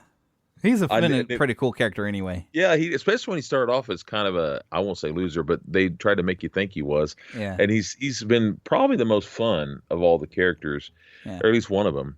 Yeah. I've enjoyed it. And we've had, of course, the drama where friendships get tested, and yes, I did at least appreciate, but it felt a little drawn out, but it made for some fun where Johnny was trying to get Tori and Daniel's daughter Sam. That was fun. Try to work through because they still clearly had some issues. Like we can see they're almost kind of friends, but something seems to be there. Like they were distant. But getting them to work out their issues finally, which okay, well that I guess that felt a bit necessary. Like, okay, we have some issues that need to kind of maybe get worked out between the characters, but I feel like we could have gotten a lot of this taken care of in the first episode, so we could move on past all that, right? But yeah, I guess they wanted to drag it out for the teen drama stuff, and so the drama. Yeah, it was pretty funny. I also enjoyed seeing some of the other characters that we didn't see much in the movies, and we're seeing them come back in, and all that kind of stuff, and seeing how they had trouble, because of what Danny and them did, beating them up or whatever. Yeah. I say beating them up, but like defeating them. And they're like, I'm suffering even now from all that. You're like, wow. Yeah. Wow. But I don't want them to ruin characters that we had. Like, hey, this character's become a potential friend. I don't want to see them wreck that just for the sake of drama. I like having Mike Barnes actually, becoming a decent fella. Yeah. But I mean, I understand having his furniture store burned down, but insurance should be taking care of that. So I had a problem with that. He should actually be fine and not mad. I also have a bit of a problem when you have a fugitive, even though he faked his death, he's still a fugitive. How the heck is he getting on a plane and getting anywhere? Yeah. So they didn't think everything out. I feel like it was so forced. They just wanted this to happen for story that they, that they really didn't need it. It seemed unnecessary to even make this season at this point. It feels so forced, like they're trying to just make things work. But if you stop and think about it, you're like, what? How? We'll see how it ends. And my question is going to be when they go to the movie. We already know Jackie Chan's going to be in the movie. Yeah. My question is this going to be a completely different character that Jackie Chan played? No, he's his character from the rebooted movie. Which makes me wonder if Will Smith's kid's going to show up. That's what I was going to ask. I was going to ask is because that'd be kind of neat if they did, because I feel kind of that movie was not good. No, I couldn't watch it all. I tried. God knows I tried twice. Actually, I tried. First time I fell asleep. Second time I stayed awake a little bit longer. But honestly, no, I was babysitting too, and they really loved it, the kids, at the time, because it was still kind of new. But I just couldn't get anything out of it. It's so anyway. So hopefully. Yeah, I'll try to watch it again sometime, maybe. Who knows?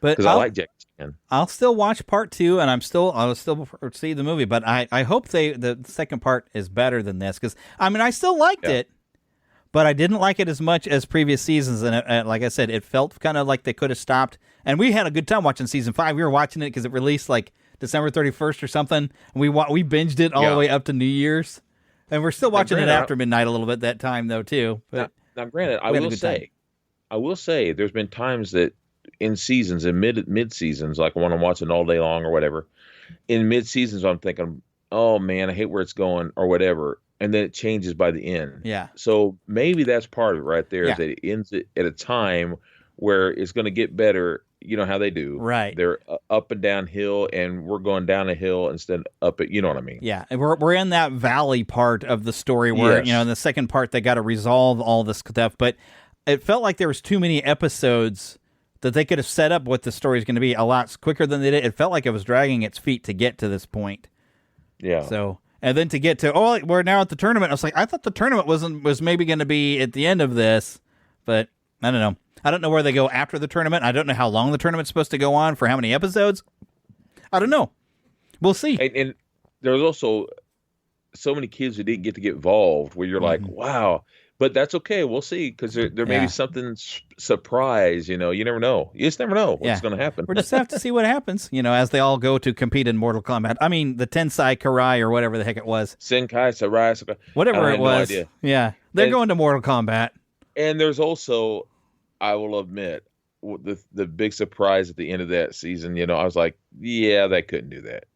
You could not do that. Suddenly bring one of their, you just couldn't do that. It wouldn't happen. It's not feasible. It's forced again, just for the sake of trying to have a drama and trying to have a story so they can have another season. They forced it.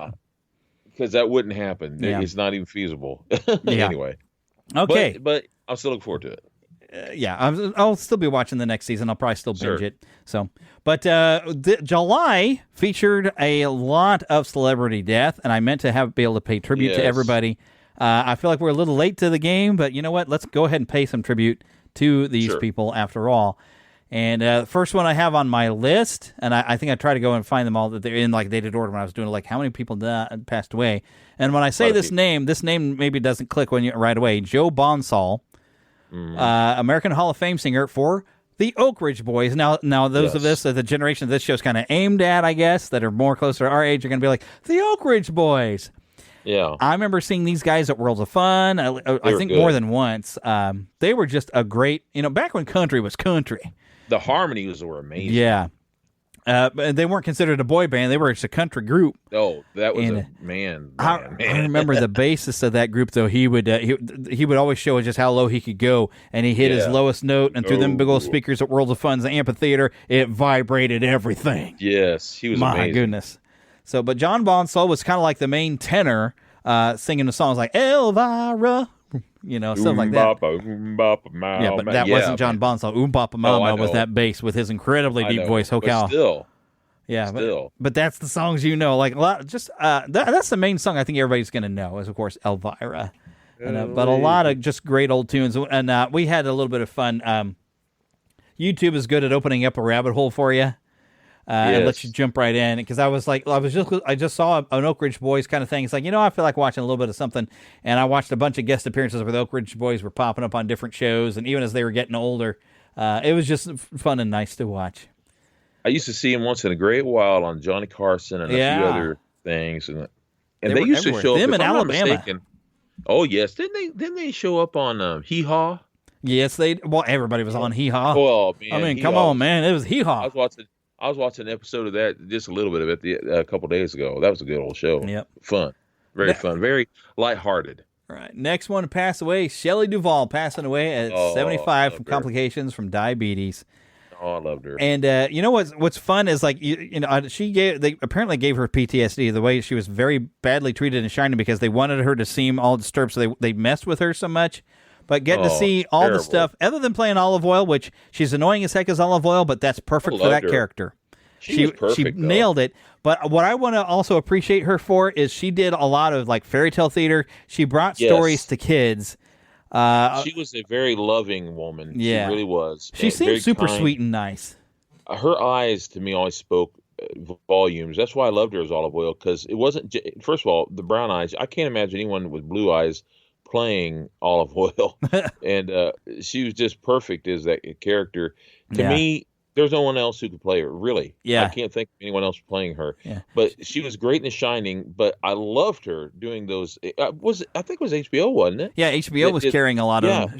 Shelley Duvall's fairy tale theater, man. Oh, yeah. And she did a lot of them where she would sometimes be kind of like a, I guess you could say a fairy godmother, but she was more or less. She was the host, but she'd play a character in there. I think she played Rapunzel. She did. Yeah, she did. And she would have a lot of guest stars on there. I love when Martin Short played Johnny Appleseed. I don't think I've seen that one. Oh, that's a good one. Johnny Appleseed and Pee Wee Herman though playing Pinocchio. Oh yeah, perfect. Yep. And when Johnny Appleseed, Paul Rubens, I should say. Molly Ringwald played the girl that he loved, and Rob Reiner was on there as the bully, and you had so many stars. Michael, from Spinal Tap, Michael. Can't think of his name right now. Anyway, they had so many people who just show up on one of them, let alone tons. She was great. Yeah. She was also on brought a lot of stories to us for, and I want to appreciate that. She was also on what was it called? The Commando one with Hulk Hogan. Suburban Commando. Yeah, she was the mother. Yeah, she was great. Loved her. After The Shining, she did a lot of stuff that she wanted the families to be able to watch together. I swear that must have been her goal. She was just a sweet lady. wanted to bring us good entertainment, and that's what I'm going to remember her for. I mean, other than of course Olive Oil, because she was perfect for Olive Oil, because she made Olive Oil. It's annoying as Olive Oil really is. And Olive Oil is one of those characters like, why are these two guys fighting over again? I don't know. Yeah. Well, she was Olive Oil I'm talking about was taken off of an actual actress back then, and she looked similar to her. And I can't think of her name right now. Someone's yelling her name probably to me, but I can't think of it right now. But I'll think of it some other time. But anyway, she was. Nobody else could have played that character. No, she was amazing. She was so amazing. He needs me. He needs me. Fooey. Yes. Fooey. I said fooey, and I meant fooey. Yep. She was so perfect because she was like half kissing him, half not kissing. She was so perfect. She was so much in his face. Yeah, I love. Okay, well, we could talk forever on that movie, but I love his kind of perspective that he almost, when he's looking at her, she's fooeying at him, and he's like, she said fooey to me. Yeah, and it's almost like Jim Carrey in Dumb and Dumber. So you're saying there's a chance? Yeah, that's right. Oh, they were so perfect in that role. All of them were. It was great. Richard Simmons, 76, American fitness personality. Didn't say what he died of. I think he had cancer, though, didn't he?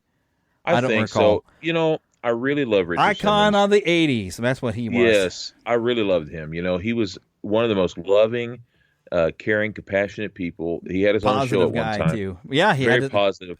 Weekday show. We'd watch him doing workout.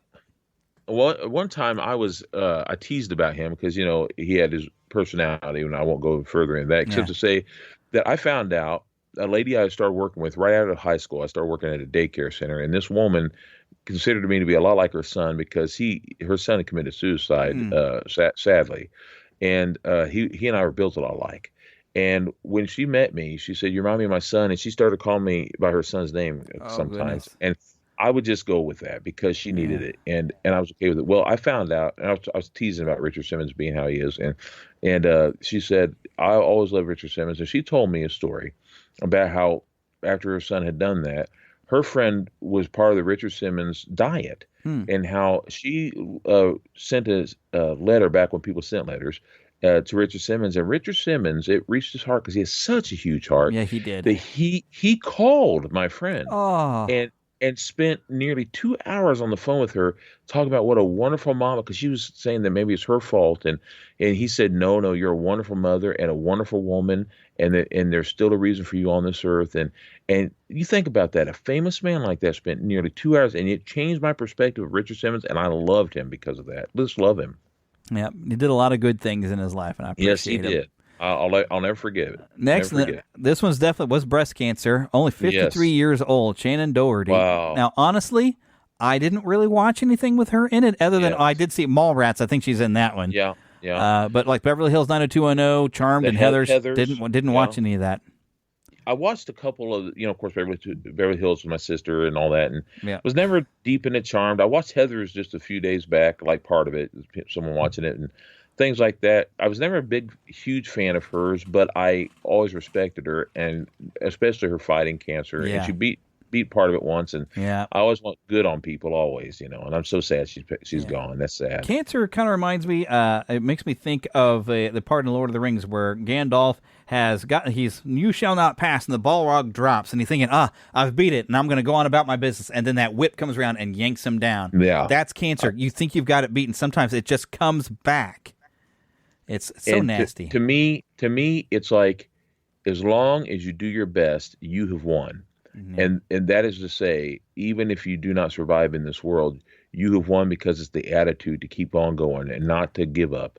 It's because we all have cancer cells, and you may not win, but if you have the attitude of winning, you've done the best that you possibly can. Yeah. And that's all you sometimes can do. And I'm proud of people who go on fighting and do the best they can. That's all you can do. And I'm proud of her for trying her best. That's the best you can do. And you know what? And I'm going to, because we can talk things from a Christian perspective now on this show. Yes. There's a song by, unfortunately, the band kind of went bad. It's We As Human. We As Human is the name of the band. And they had a song that was about, and I can't remember if it was his nephew or whatever, who struggled with some form of a cancer. And this little boy, everybody, of course, he said, I guess he's dying, and he's losing his battle with cancer. And he says, no, I'm winning, because if I die, I'm with Jesus. It's exactly what Paul said. The cancer can't win. I'm going to win. If I die, I win. It can take this body. I won't be there anymore. I'm like, this was a little kid who said this, and that they wrote an entire song about it. And it's like, oh my gosh, this kid understood. That is the faith like a child that Jesus spoke of. That's exactly what Paul was saying, that whenever he prayed for the thorn of his flesh to be removed, he basically said that, so I am proud basically to have this thorn, because what more can be done to me? That he knows that the worst case scenario, I'll go on proudly with this thorn. Yeah. And it's not because we want to be ill, because I'm ill all the time, but it's okay because I know that God is with me, Yeah. and I'll be okay no matter what occurs, and I'm going to be all right. And I don't know where Shannon Doherty is. I Yeah. do pray and hope that she knows the Lord. Because I love her, Well, even she if I knew don't the know her, Lord, I love yeah. her, and I love all people, even if I don't know them or like them. I love them, and that's the most important thing. Yeah, and to live is Christ, to die is gain. Die is gain. That's right. Mm-hmm. And now one last one, and this is the one that hurt. Boy. Well, me too. I love him. Bob Newhart, 94, American comedian and actor. And I think mainly it's just old age. Mainly known for that, like the Bob Newhart show and the Newhart, and then a lot of people loved him from Elf, and he was the best thing about that movie. Really, He also had a TV show that didn't last very long, but I liked it, called Bob, and that came in the 1990s. And from Bob, he played a comic book artist. I might have watched that. Yeah, and the name of the comic book was called Wildcat or whatever it was. I can't think of it right now, but I actually have that comic book still. I bought in the 90s, and because they made a comic book about that comic book. Oh, fun. And yeah, I have it, and I loved it. And sadly, it didn't do as well, but I really loved it. I loved all of his shows. I think I loved Newhart the best. Yeah, I didn't really see the one until he was running the hotel. I didn't see his original. I think Newhart was the second one, wasn't it? Yeah. It was. The Bob Newhart show was really good too, because it came at a time, just like a year or so after All in the Family. All in the Family changed the way things were on TV, and from that you got stuff like the Bob Newhart show, and you got things like those kinds of shows really changed the way things were on TV. Mary Tyler Moore show, things like that, and those were a completely different kind of show than what they'd ever had before, and it was a lot of fun. I loved it. Of course, I always think of polyester.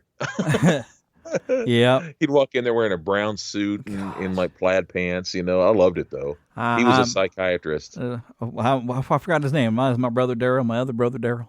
Yeah, that was for Newhart, and that was a great show. It really was. And the nice thing about Bob Newhart is his style of comedy, where he was so soft spoken, but yet had that great dry humor. Yes, that's what he reminded me. Work. In fact, you can't see it right now, but on my screen, I got a picture of my dad, and my dad and Bob Newhart looked very similar. And so, as strangely as it may sound, having Newhart around reminded me of my dad, and it seemed like my father was still around just a little bit, knowing that he was around. And so it hit me a little harder in a stranger way, because my dad and I loved Bob Newhart together. Yep.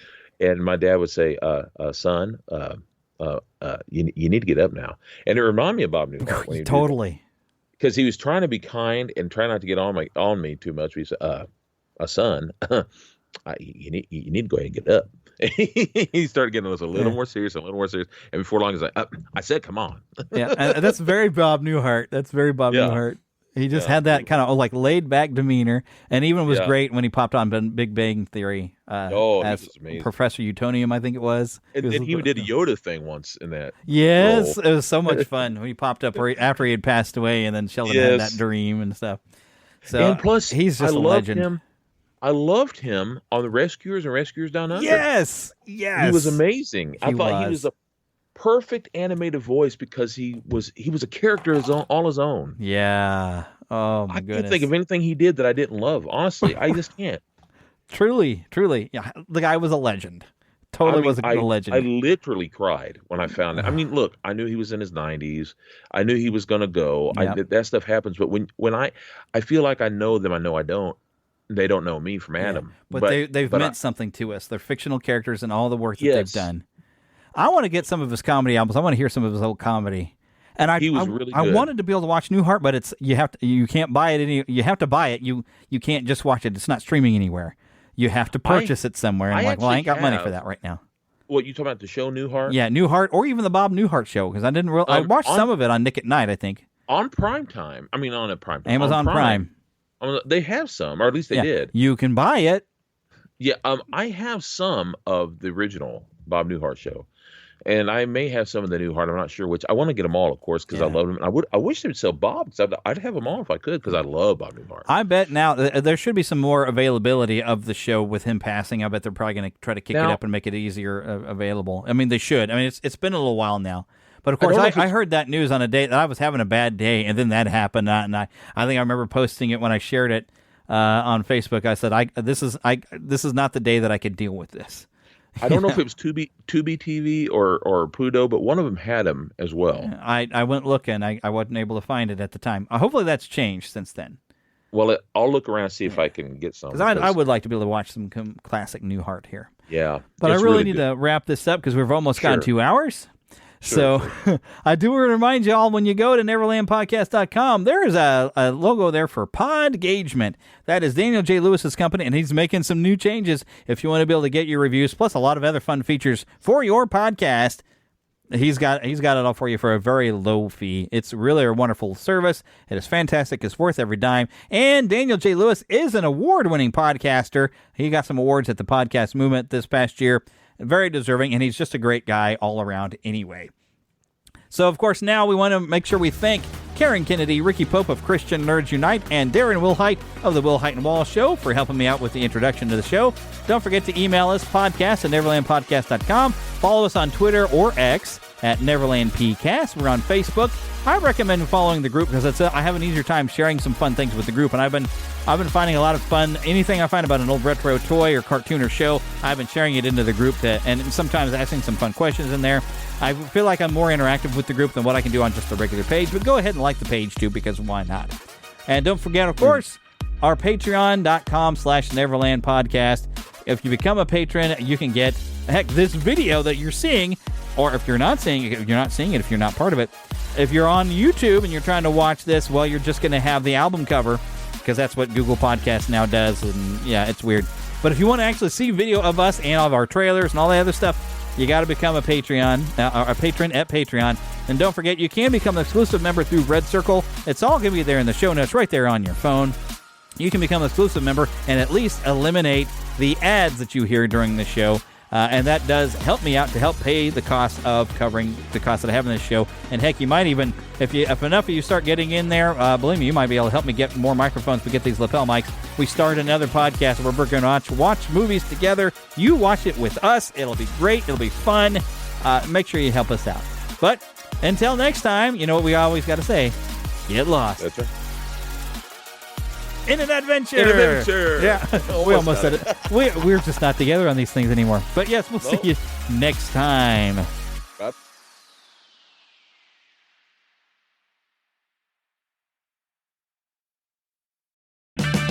Save on O'Reilly Brake Parts Cleaner. Get 2 cans of O'Reilly Brake Parts Cleaner for just $8. Valid in-store only at O'Reilly Auto Parts. O'Reilly.